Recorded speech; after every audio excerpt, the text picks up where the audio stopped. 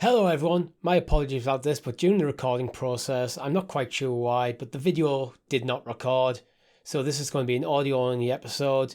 Thank you very much for understanding. Normal service will be resumed next week.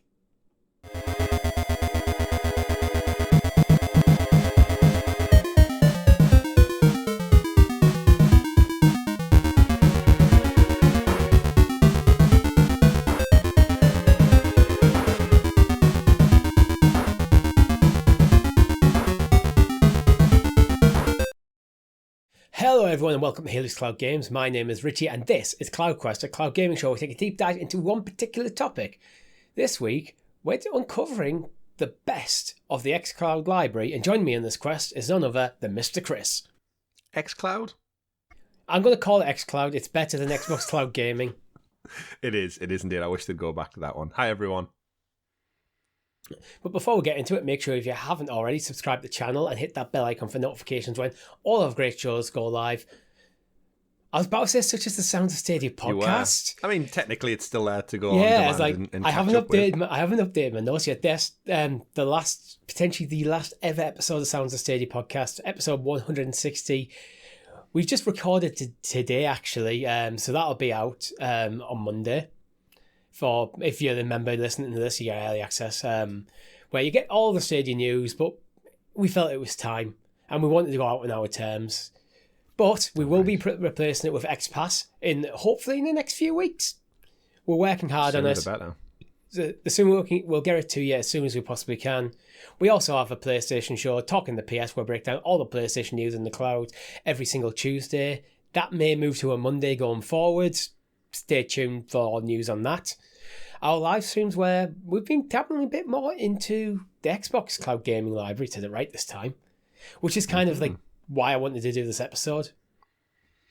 Yeah, we've kind of had the whole world opened up to us of the other side. Even though a lot of the third-party stuff's cross-platform, there's many franchises that I've admired from afar, but I've never thought. I've always been a PlayStation guy.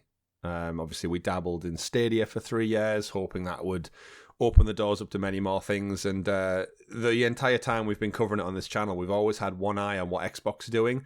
And over the last 3 years, they've just made the absolute right step. Each single time, it's consumer facing, it's friendly, it's just everything we wanted Stadia to be and beyond. And at this point, they're now starting to outshine PlayStation on a lot of fronts from my point of view. And I'm a diehard PlayStation fan. I always will be. And it's kind of turned our heads. But then also, now we've got our consoles. We've got Game Pass for 2 years, Ultimate as well. It just opens the world up to all these games that our audience, viewers and listeners have been saying for many, many times. Like, oh, I've been playing this weekend. It's great. I can't wait to jump into this. And now we get to experience it with you. That's it. I think this is why this episode is quite interesting for us, because we are both novices to the Xbox ecosystem. Absolutely. So there's huge selection of games that we've just never played before. So when it comes to our live streams, we're going to be jumping into stuff that, this is going to be a true first look for us, and some of the greatest games of all time. Absolutely. And we might go back and play some gems from yesteryear as well, because this is one thing that Xbox Cloud Gaming has opened up for us as a channel, is just a lot more games where we've always spent 3 years moaning that the Stadia library is quite restrictive. The shackles are off. Yeah, there's too much to choose from almost, which is, I guess, why we're going to talk through some of the best ones here on today's show. And we also want you to let us know in the comments what games you want us to play. Because if when we're doing streams, we want to do it for you, so what would you like to see us play? The entire Xbox Cloud Gaming library is up for consideration. And we have it all included in one monthly subscription. So convenient. Yeah. So where do you want to start? I've got a few lists in front of me. Yeah, if you search for top Game Pass lists, you get a whole list of things. I guess just work our way through the Metacritics, right? From the best quality down till it starts to suffer a little bit. But yeah, I mean, this list I'm looking at from GamePaster.com is update the 15th of October, so pretty fresh. We're recording this on the 16th. So unless the guys over there working on Sundays, can't really complain. No, not at all. So I've got it the Metacritic scores for Game Pass. It's Xbox Game Pass PC. This is just the PC version of Game Pass. So there may be things missing that are only available on the console version. But far and few between, though, I think. Yeah, the reason I picked this particular list is because we know there's a lot of our audience and a lot of people who are Stadia fans now looking for a new home, where Game Pass PC seems to be a nice, easier transition if they don't want to buy the console. But the first one up is Oblivion, which I knew had a high Metacritic, but I didn't realise it was 94%. Yeah, Elder Scrolls coming back. This one's probably more for you. I remember you dabbling in Elder Scrolls way back when. Oh, yeah, I've played. Morrowind is on the list. It's on page 2, but I loved Morrowind back in the day. I loved Oblivion, and I loved Skyrim. Now, there are some games we should say on this list that, purely from probably an age standpoint and an interest standpoint, we'll probably dabble in, but we're not going to commit. And for me, this is one of the Elder Scrolls ones. It's one that I'm like, I think the time has passed. Yeah. I've played all I want to play of Oblivion. I have no real interest in going back to it. Mm-hmm. Elder Scrolls 6, however, is a completely different story when that comes. In 7 years or whenever they get. What they've got Starfield first, which comes out next year, which is, again, we're going to be all over Starfield now. Can't wait for it. But yeah, I'm trying to think. I guess the big place to start, realistically, Richie, it should be Halo, right? Yes. What's your history with Halo? Basically zero. I've played, I think, a bit of one of the Halos multiplayer, but I was always someone when it came to first-person shooters. Back when I actually played a lot of them, I used to play Call of Duty on hardcore mode on PC. So when you shot someone, they actually died. Yeah.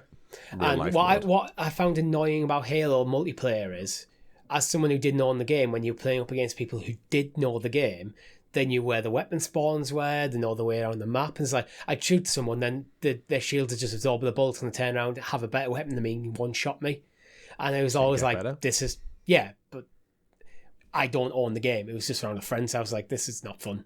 Like, you should have done co-op campaign instead, because I know that's one of the big things with Halo. Like, the campaign is one of the best revered things, and I think the great jumping on point with Game Pass is the Master Chief Collection. As much as it launched in a poor state, they've committed to fixing it, and it's now in the best state it's ever going to be, with constant patches. But yeah, it seems like the Master Chief Collection is now the definitive way to experience Halo. And Metacritic for 88%, so it's up there. It's knocking on doors of the 90s. Absolutely. And it contains obviously all the main story games. It's also got Halo Reach and Halo 3 ODST included as well. So it's pretty much got all the co-op beloved campaign modes. It's got the multiplayer modes as well. So the Master Chief Collection is pretty much like your first step in the door. And I think, my history with Halo, I've dabbled in multiplayer, as you said, around friends. But at the time, I think we were in college when it kind of went big with the launch of the 360 and in like LAN parties and stuff, and I just missed that boat. I was somewhere else in my life, and to be able to look back now and go through it from start to finish, it's one of them ones that's high on my list. And I know there's definitely people in our audience who want to see us kind of experience this on stream for the first time, so that's a big green tick for me. I might be wrong with that. I always felt like the epitome of Halo at its height was during the Xbox 360 era. And it just feels like through, maybe it's because I wasn't paying attention too much, but through the Xbox One era, it just felt like, Halo's also just continuing. It didn't really feel like it was no longer in the category of games that you constantly heard about, that you felt like you almost had to play. Yeah. Well, remember, it was Bungie who did the first original ones, and then they moved on to doing Destiny, of course, and then it was left for other studios to pick up on. I think 343, who was specifically made for this. I think they've, let's be honest, they've struggled a little bit. I know the Halo fan base at the moment is having a tough time with Infinite. They've just scrapped the co-op campaign. The online mode apparently is unfinished, and it's in a bit of a rough place right now. However, that doesn't take away from the original games being amazing, so I'm going to go in with fresh eyes and look forward to seeing what all the hype's about. And I might even go check out the TV show if it's that good. So you're ready to be all in on Halo, aren't you? I feel like I have to be with it being. It's like it literally is one of the Xbox 10 ports. It's like going over to PlayStation and going, "Oh, I've never heard of Uncharted." Like, no, or you've never heard of The Last of Us. I have no intention of playing The Last of Us. It's like it's literally one of the highest rated, revered franchises of all time. So if you're going to get into that ecosystem, why not start at one of the biggest? I think Halo is kind of like, when you think of Xbox, the first game that comes to mind is usually Halo. Mm-hmm. So as people who are about to launch an Xbox podcast, I feel like it'd be wrong of us to not play Halo. It would be doing it a disservice, absolutely. Yeah. Absolutely. Let's move on to another game franchise. I think that is one we definitely have to play, and that's Forza. Arguably the best racing games out there, Forza. Yeah, it really is. Again, to go back, I remember them having the Forza test bays in the video game shops growing up, like going in and getting my hands on, when they have the controller that's kind of locked into this big rubber plastic arm that can barely move. And it was showcasing, and I remember playing Forza in, I think it was Game Station in the UK back in the day. That's a throwback. Yeah, and standing there and looking like, oh, this looks gorgeous. It plays great, fun arcade madness with cars. Not Need for Speed, not Gran Turismo. What is this? And it always had that appeal, but I just never had an Xbox to check them out. And I know Forza Horizon 5, the one that came out last year, it's got Game of the Year nominations. That's how pinnacle it's reached, and every iteration just seems to get more praise heaped on it, even if you're not a racing fan. The latest entry was apparently good for all parties. Yeah, we've kind of always been open the fact that neither of us are that big into racing games at the moment. Yet when we've played them on stream, we've always had a good time. So this is like, I'm looking forward to jumping into this with the community, because we know there's a lot of racing game fans out there and we love to play with you. So I think there's going to be some great Forza streams coming up. Absolutely. In the nature of racing games is there's two different kind of learning curves, because I think if you played one racing game, it's pretty self-explanatory. You find out what to go, you find out what to stop, and then the rest of it just kind of falls into place. But then the Obviously, feel to master it, the feel of them is very different from game to game. So with community and audience-based stuff, I think it's just a case of we jump on, we play, and we have a good time. And again, Forza Horizon is the one that's more the wacky, zany adventure one, arcade, whereas they've got Forza Motorsport, which is the Gran Turismo simulation replication. Yeah, but we've got plenty of titles to dabble into, and by the looks of it, the franchise is only getting better with every iteration, so what a time to jump in. So what I'll do is I'm going to let you pick the next one. We'll just alternate between which game we'll pick. That's cool. For me, we discussed it actually in this week's PlayStation podcast, Talking to PS. Go check it out on the channel right now. Minecraft. I'll go back to Minecraft because played Minecraft back in the day when it originally launched. Totally get all the hype around it, but I just don't have time to craft those blocks and hack away into the is it Netherworld? Enderworld. I don't know. I basically had no hours in Minecraft. And I want to make a world. I want to get all of our community involved in it. I want to just go build some shit and have a great time and fight off some zombies and pigs and chickens and skeletons and all that kind of stuff. And it's always improving. It's always getting better to keep out. They're adding camels. Richie, they're adding camels to Minecraft. Oh, wow. That doesn't sound like a big thing, but if you're a Minecraft fan, any new animal additions is great fun. And we've got Minecraft Dungeons, Minecraft Legends. I said in the PlayStation podcast, I really enjoyed the Telltale Minecraft story mode. So I've kind of got this like connection to Minecraft, but doing it on a stream, I think, will add a different element to it. And it's, of course, owned by Microsoft, so we're always going to get the content day one, especially with Game Pass. So, yeah, I'd love to jump back into Minecraft. And as far as Metacritic scores goes, it's up there with 93%. Nice. Bang. There's a game I know is on Game Pass. I just can't quite find it yet. But Age of Empires 4. Yeah. Love the Age of Empires. You've played some of it, haven't you, before? Not 4, no. So initially, when I trialed Game Pass last year, before I fully went in this year, it didn't come out for like a month or 2 months or something. So I cancelled my subscription. But I did play the 1, 2, and 3 remastered definitive edition. They put out, because again, I think you and me probably put most time into Age of Empires 2. Yeah. Back in the day, that was like the peak. The Conqueror's expansion. No life to get on with, no jobs. Just I can sit here and build my own map from scratch, my own castle from scratch, and just simulate it in a skirmish mission, and just have a great time with it. And I wonder how many hours collectively we put into that game. So many hours, A lot. hours. But yeah, so Age of Empires 4, definitely want to check that out. That's one of the things on the channel we've wanted to do, and we pinned a lot of hope on Stadia for doing, was bring a lot of PC mouse and keyboard games across like that. We had a great time playing City Skylines. We had a great time playing Humankind, but they never just kind of broke the dam on like RTS PC simulation games to come across, and we're hoping with Xbox announcing that mouse and keyboard support will be coming to xCloud in the future, we're going to start to see this transfer over of PC specific games, and I think Age of Empires is one that I'd love to do a stream on it.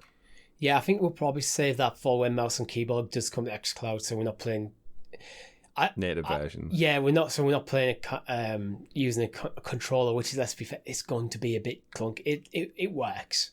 It works, but it's not the optimum way to play it. So I think we might save that for a bit. Mm-hmm. Your turn to pick.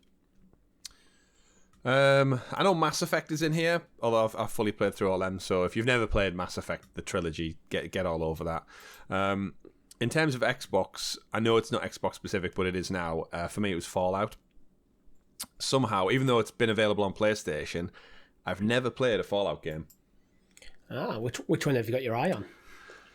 I know New Vegas is revered as kind of the best, or the favoured amongst fans, of course, from Obsidian. I think there's two, from what I can tell, there's two camps when it comes to Fallout. Fallout 3 fans and New Vegas fans, and it just seems to be personal preference. Yeah, and Fallout 4, as much as it was reviewed very, very well, everyone said Fallout 4 was just more of Fallout 3, which makes me lean more towards just playing one of the two more classic versions of the game. There was some stuff in Fallout 4. Fallout 4 is actually the one I've played the most of. Mm-hmm. But the Minutemen, if you know, you know. It's like, they just kind of consumed the game, and it's like, it kind of had that weird intro, like, spoilers for the opening hours, but your son goes missing, like when you go through the whole Fallout thing at the start of the game. So your character's motivation is meant to be finding his son. Then you spend half your time just building settlements for the Minutemen. Right. And just not really. It's like, you're meant to be looking for your son, but I don't feel that motivation from the character. Yeah, that's classic video game trope, isn't it? Yeah. But yeah. Fallout, definitely one of them. I mean, we're going back to a classic now as well, is Microsoft Flight Simulator. Have you ever played any of the Flight Simulator games? I feel like back in the day, my dad got like a copy of it, and he had the joystick control for the PC. Yeah. But I think as a child, I always just got a bit bored after the first like I never understood all the detailed controls. Let's face it, back then it didn't look as good as the new versions currently do. But once the wow of the joystick, like an aeroplane, you push it forward to nosedive, you pull it back to lift up. Once the kind of novelty of that wore off, it just became a case of flying around and trying not to crash into trees and buildings. And whereas now it's so graphically detailed, it's got like a whole different level of polish on it. It would definitely be an interesting one to jump into. Yeah, and the newest version seems to have reinvigorated the franchise a bit. Where I actually used to have it was one of the flight simulators, but it was based in World War II. So you played some of the campaigns of the Luftwaffe and the RAF and stuff through World War II. So you were dogfighting, and I thought that game was great. Again, similar to you, was I didn't have a clue what I was doing, how to fly a plane properly. So it was the missions where I had to take off and land, I just could not do because I just couldn't figure out what on earth was meant to happen. Because it's very simulation, it's not very arcadey. Yeah. But when it was dogfighting in the air, that was great fun. Yeah, always look gorgeous as well. Yeah. Well, we'll have a fly over the UK at some point. See if we can see our house. Somewhere in there. A big one for me is kind of similar off the back of the Halo is Gears of War. That's probably the Xbox game I've spent the most time in, around friends' houses, doing the campaign co-op style, and especially putting a lot of time into the what's it called, the waves mode, when you basically see how long you can survive through wave after wave of attack. And that's always been the one franchise that I think Gears has just got, for me, it's got a little bit more about it than Halo does in terms of just being different. Like Halo is very much just like from an outsider's point of view, it's stuff going on in space with aliens and kind of defending, I don't know, I think freedom, I guess.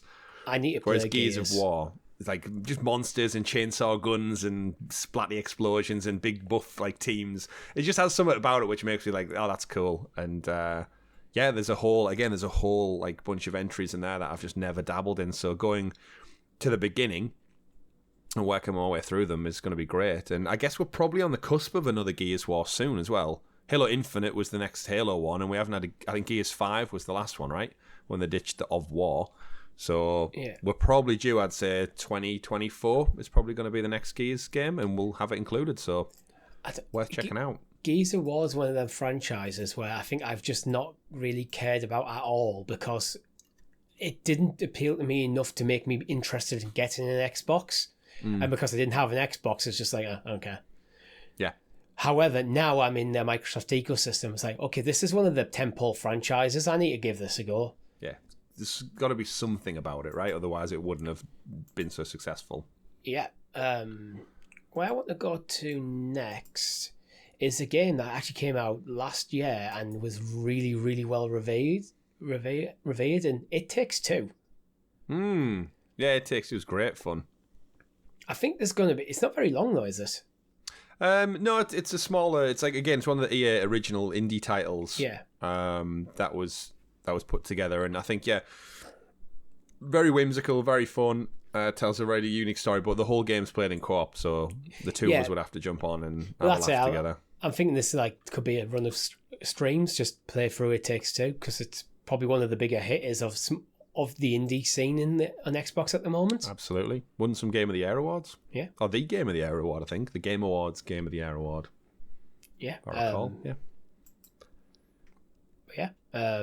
Your pick? Hellblade Senua's Sacrifice. I was going to check this out on PlayStation, and then Microsoft acquired the studio, and I thought to myself, well, why would I want to play it on PlayStation if I'm never going to get to play the sequel? So at the time, when I was fully just PlayStation and Stadia, that voice in my head is like, if you absolutely love it, Chris, you've not really got another means to play the sequel if it comes out. So it kind of like made me lose interest in the game very, very quickly. And then when the sequel was showcased off at the Xbox conference earlier this year, that made me go, oh yeah, this is awesome. And now I'm on Game Pass. It means I get it day one. So actually, jump into Senua's Sacrifice. Again, won loads of plaudits, an award for mocap voice acting. Dealing with mental health, I think, is a big part of the story. And the sequel looks great. So now I'm all in. It's like, well, perfect time to check out this game leading up to the sequel. And it won't cost me anything. Yeah, it's like, exactly. Again, that's another franchise that I've heard good things about, but I haven't jumped into. Yeah. You know what? I'm regretting having Game Pass now. There's too much choice paralysis. Too much, yeah. There's so much in between there as well. And it takes me forever to I need to get better at getting through games quicker so I can play more games. Games done quick. When you're buying games a la carte, it's fine. But when you've got all these games, like, I want to play them all. It's the Netflix problem. You'll end up scrolling for too long and you'll never end up playing anything. Yep. What a problem to have. Just need to be decisive. Yeah. Any more? I think there's a few more I want to mention. I've heard good things about the Ori game, so I want to jump into them. But another one I think we were hoping would come to Stadia is Back 4 Blood. Yeah, that's there. That was the one we were hoping for. Yeah, Back 4 Blood, Left 4 Dead spiritual successor. Don't know if it's got as much kind of support as we were hoping for. I think it's kind of died down a little bit. Went on Game Pass, and then it's just been a bit all quiet on the information front. But usually around Halloween, it'll probably get a bit of a spike up with it being that kind of like gory, gruesome team shooter thing. But yeah, it's a good one. I'm intrigued to check out Sunset Overdrive. Purely because it's the framework what became Insomniac's Spider-Man title. They of course broke away from PlayStation, made this game with Xbox, then were acquired by PlayStation, and then the roots of this game, the traversal and the speed in which Sunset Overdrive functions, lends a lot of itself to how quick and fluent Spider-Man plays. So, looking forward to it. Yeah, just to check it out and see like how the roots of it, because it was very well reviewed, but naturally because Insomniac were then acquired, they probably won't make a sequel. Although they do own the rights, so they could put out a sequel. Will it be on Xbox? I'm not sure. I still haven't fully got my head around the fact that Insomniac made an Xbox exclusive game. Money? Yeah, and it just feels like Insomniac is synonymous with PlayStation. That's where I know them from. So yeah, it's weird. I mean, they were, to be fair. They've got their all their other franchise as well. Insomniac's Resistance as well, right? Yeah, I think Insomniac's the Resistance franchise. Yeah, so they made Resistance 1 through 3 for PlayStation, and then bounced away to this, and then came back for Spider-Man. So, and then they're making Wolverine as well soon. So crazy. But yeah, Sunset Overdrive. I'm more curious to just like how and why, and could it have been a big thing for Xbox? Because I remember at the time they were touted as like their next big exclusive. So great stuff. I know. What I'm looking for is what RPGs do they have? Because that's where I think Xbox has kind of traditionally not been very strong in terms of like it's been all right in Western RPGs, and now it's got Bethesda. You've got things like Oblivion, we've mentioned Fallout. You got Mass Effect in there. You got Dragon Age stuff, but in terms of the JRPGs, this is where like I think Sony's always like succeeded. I think this one might be one of the wise ways where Microsoft haven't broke into Asia as well as they would have hoped. But they're fixing that. I mean, we're getting the Persona games coming. Yep. So I think their games I'll definitely be jumping into at some point. I've just spotted Command and Conquer Remastered Collection. Oh yeah, we'll have to play that. Part of the EA player. Although I actually don't really have much history of Command and Conquer. I know you do. I think Rob does as well, but I don't think I ever owned any of them. Yeah, there was a time in my life when I was it was like Age of Empires 2, Command and Conquer 2, or Red Alert 2, I should say. And Roller Coaster Tycoon, like that was that's my PC. If I could never play any games for the rest of my life, you just give me them 3 titles, I'd be happy. Go build a theme park, go mess up with the world with Tesla tanks and everything, and build my castles in Age of Empires. Tick, tick, tick. Yes, please. And that's kind of the big thing with this list, is just looking through some of the games. You're like, big titles that I would have probably played if I had the time, and then now I just own them for free as part of Game Pass. Like the Outer Worlds was one that, again, similar to the Hellblade one, Outer Worlds, the game looked great. On the fence with buying it on PlayStation, and then they got snapped up by Microsoft, and I thought, well, if I enjoy the Outer Worlds, the sequel won't be on PlayStation, so my interest wavered off of it. And then now they've confirmed the sequel is in the works. So and now you have I can play it, and now I can play it for free. Yeah. Also, you're talking about the Outer Worlds, but there's also the Outer Wilds. Yep. Another great game, well reviewed. Yep. Not confusing at all. Not confusing. Came out basically the same time. But yeah, I think there's just so many. I mean, we could do this episode for another half hour if we wanted to. Yeah, I'm just skimming through now to see if there's like any absolute big outliers, because we know EA plays incorporating this. So Richie, Star Wars comes around, we can get into some Battlefront 2. Yeah, we can continue. The audience. We can continue. Hopefully, if EA sort out save transfers, next year we might be able to continue our annual playthrough of Jedi Fallen Order. Absolutely. One I'd love you to check out is Guardians of the Galaxy. Yeah, I'll probably check it out at some point. Because I know it was on your list, but it's now included in your list. It was on my list, but there was other things I was playing at the same time, and it looked... I know it reviewed well, you loved it, but to me it looked like just another like hero-based action game. It was like, yeah, I'll enjoy this game, but there's other things I want to play first. So it's interesting with all the stuff we're looking at in the library, and we say about we'll be streaming it and all this kind of stuff. I'm very curious to see how this pans out in the build-up to other things. So for us, for example, we always like to play like a spooky game over Halloween, and then as like new announcements come out for things, like when there's a new Star Wars whatever in the works, is it fitting that we do a Star Wars thing? When the sequel to Hellblade comes out, is that the perfect time for me to jump into Senua's Sacrifice and play that one? When they finally announce a new Gears game, is it time to jump into that? Minecraft Legends comes out next spring. Is that a time for us to jump into Minecraft Old School? And it's like, I feel like because we've got such a wide selection, we've got a really good opportunity to actually line these like first looks and live streams with our community out there up with the launch of like whatever the next big thing in that franchise is. So we're going to actually have to plan ahead for stuff. I mean, we could do it quite loosely, but... Did you mention Power Wash Simulator? Power wash or simulator games, yeah. Surgeon simulators in there. There's like fishing simulators. It's like, so if you just want a quiet night in.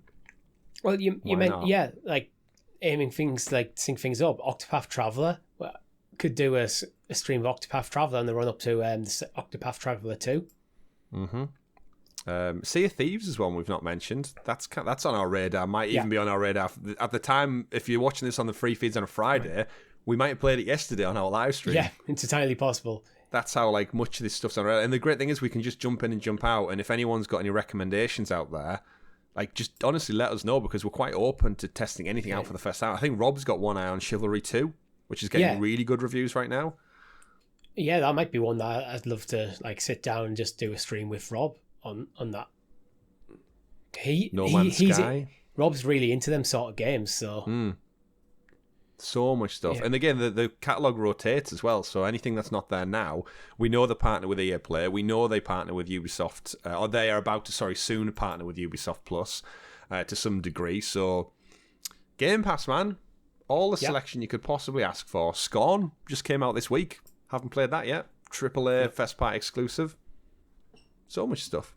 Exciting times ahead, Richie. We should probably do a podcast about it. Oh yeah, we probably should. Hopefully in the next few weeks we'll do that.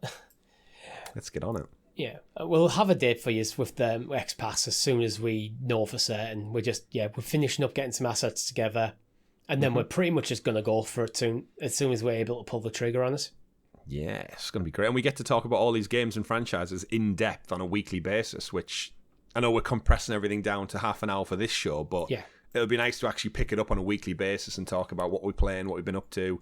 It's the same with you, the community. Like, you've all gone out there and got Game Pass and Xboxes and such, and again, I think the best part about this whole experience is we get to share it with them. Like, we're all in the same boat with a lot of other people. Like, we've somehow convinced 20, 30 of our friends to all buy into this, like, business model, this pyramid scheme, Richie, we've got everyone on board with. And Microsoft aren't paying us, don't worry. No, they're not. They're not really not. But you know what I mean? Like, it's almost like going around and getting everyone to commit to Bitcoin of some sort, and then we're all going to be rich. But we're not. We're just going to be rich in video games. We're also not committing to Bitcoin, don't worry. No, we're certainly not. But yeah, I mean, this is why I wanted to repeat. I said at the top of the show, and I'm going to repeat it now. It's like, what games do you want to see us play? Because we're discovering the library the same as many of our audience are, as many of you guys. Mm-hmm. So we'd love to know what it is you want to see us cover. So then we'll cover it. I still want to know, Richie, if we get to 2,000 subs by the end of the year, are you still going to play My Little Pony? It's not on Game Pass, so you'll have to buy it. You know what? If we do, I will. I'll buy it. I'll find a platform. I'll buy it and I'll play it. I made the commitment. You did? I'll honour it. I was going to have to buy the game anyway, because I don't own it. It wasn't a Stadia Pro, so... Nope. My Little Pony, boys and girls. I will honor... Hitman Trilogy is also on Game Pass, so we can... we always jump into more Hitman at some point. Yeah, there's so much. Battlefield games. Among Us is on there. I'm getting excited for next year's Helix celebration now, because we've got such a bigger library of a lot of games that are community focused. Yep, it's only getting bigger. I'm just clicking through these games going, man, I wish I had more time.